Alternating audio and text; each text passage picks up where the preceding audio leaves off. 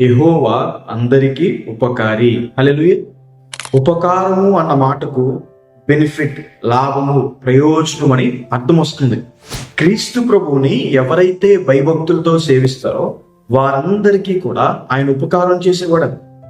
బైబిల్లో రాయబడింది దేవుడు సకల ఉపకారం, అంటే అన్ని విషయాల్లో కూడా దేవుడు మనకు ఉపకారం చేస్తారండి.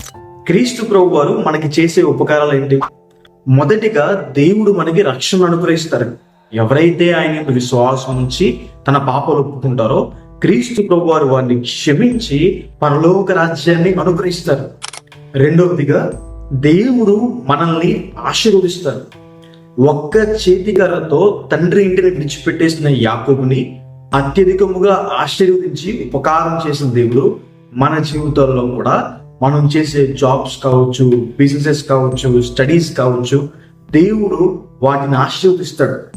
మూడవదిగా దేవుడు మనల్ని స్వస్థపరుస్తాడు. మీ జీవితంలో కూడా ఎటువంటి అనారోగ్యంగా ఉన్నవారు వెళ్తున్నా క్రీస్తు ప్రభు మిమ్మల్ని స్వస్థపరిచి మీకు ఉపకారం చేస్తాడు.